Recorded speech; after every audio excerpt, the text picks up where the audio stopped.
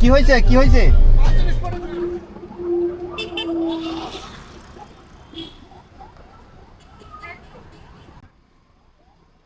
কি অবস্থা ভাইজান? কি অবস্থা? আসসালামু আলাইকুম। ওয়ালাইকুম আসসালাম। এটা দেখাবো বলি আঠানো করি দেখ হ্যাঁ, আলহামদুলিল্লাহ। কতক্ষণ হড়ে হ্যাঁ? সত্য হড়ে। এই,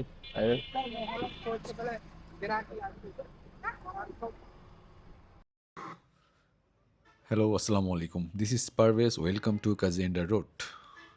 আমার সাথে যে ভাইকে দেখতে পাচ্ছেন উনি হচ্ছে আমার চট্টগ্রামেরই ভাই ব্রাদার।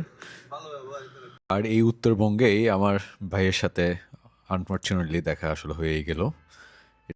উনি হচ্ছেন হান্নান ভাই, আর হান্নান ভাই আর আমি আসলে আমরা সেম এলাকায় ছোটোবেলা থেকে একসাথে বড় হয়েছি।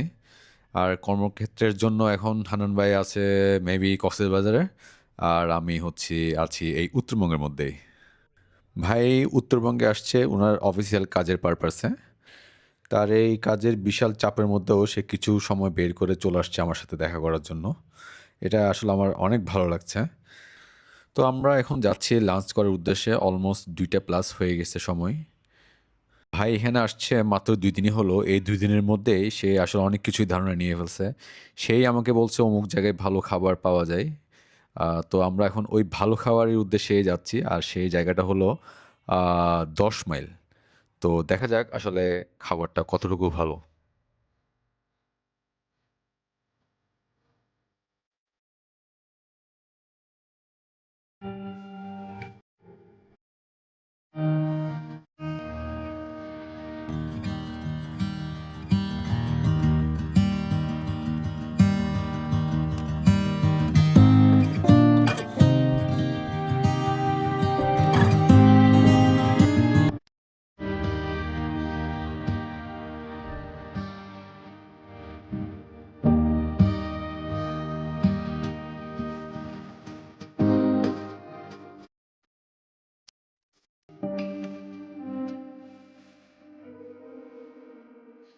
আমরা 10 মাইল এসে পৌঁছালাম। তো আমরা এখন ভাইয়ের সেই পছন্দের হোটেলে খাবার খেতে যাব। আমরা এখন গাড়ি থেকে নেমে ওই হোটেলের দিকে যাচ্ছি, যেটা খাবার ভাইয়ের খুব পছন্দ। হোটেলে ঢুকতে ঢুকতে দেখতে পাচ্ছি এখানে খাসি এবং গরুর মাংস রান্না করা হচ্ছে। এখানের গরুর মাংস নাকি খুবই ফেমাস। তো আমরা বেসিক্যালি ওইটা খাওয়ার জন্য আসছি এখানে।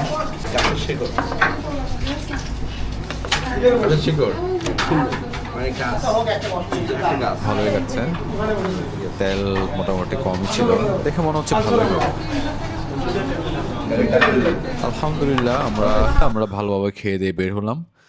ভাই নাকি এখানে 2-3 বার খাওয়ার পর যা বুঝলো এখানে খাবার নাকি অনেক ভালো, তো সেজন্য আমাকে এখানে নিয়ে আসছে খাওয়ানোর জন্য। আমারও আসলে খেয়ে অনেক ভালো লাগছে। তো খাওয়া দাওয়া শেষ করে ভাইয়ের হাতে নাকি কিছুক্ষণ সময় আছে এখনো। তো ভাই বলল চলো আশেপাশে কোথাও থেকে আমরা ঘুরে আসি। তো আমরা এখন যাচ্ছি আশেপাশে ছোট একটা জায়গায় ঘুরে আসার জন্য।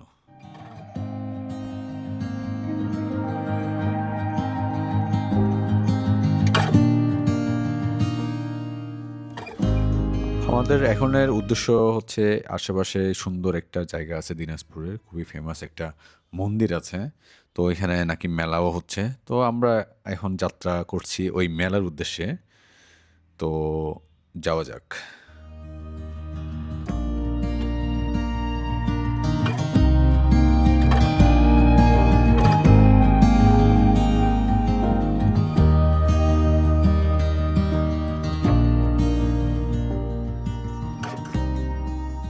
আমরা মেলার কাছাকাছি আসলাম, কিন্তু সামনের দিকে দেখে মনে হচ্ছে কোনো একটা ঝামেলা হচ্ছে।